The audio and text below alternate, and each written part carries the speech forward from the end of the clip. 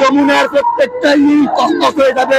সংগ্রাম সংগ্রাম সংগ্রাম সংগ্রাম রাজপথ রাজপথ রাজপথ রাজপথ জনতা জনতা জনতা জনতা।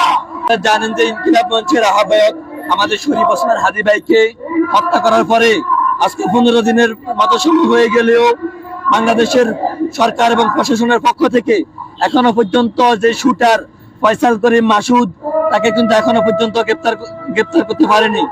আমরা স্পষ্ট করে সরকারকে বলে দিতে চাই যে আমাদের ওসমান হাদী ভাই বাংলাদেশের সার্বভৌমত্বের জন্য এবং যে ভারতীয় আগ্রাসী মনোভাব তাদের বিরুদ্ধে সবসময় কথা বলে গিয়েছেন, তাহলে কাদের ইশারায় এখন ওসমান হাদীর খুনিদেরকে গ্রেপ্তার করা হয় নাই আমরা সেটা জানতে চাই। এবং আমরা ইনকিলাব মঞ্চের পক্ষ থেকে সারা দেশে স্পষ্ট করে বলে দিতে চাই, যতক্ষণ পর্যন্ত না ইনকিলাব মঞ্চের আহ্বায়ক ওসমান হাদী ভাইয়ের খুনিদেরকে গ্রেপ্তার করানো হবে, ততক্ষণ পর্যন্ত সারা বাংলাদেশে আমরা কোথাও রাজপথ ছেড়ে চলে যাব না।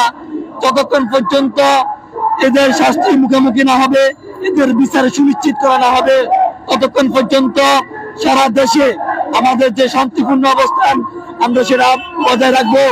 ও আমরা স্পষ্ট করে বলে দিতে চাই, সারা বাংলাদেশ থেকে এমন আওয়াজ উঠবে যাতে করে যমুনার প্রত্যেকটা ইট তছনছ হয়ে যাবে যদি হাদী ভাইয়ের খুনিদের বিচার এই বাংলার মাটিতে বাস্তবায়ন করা না হয়।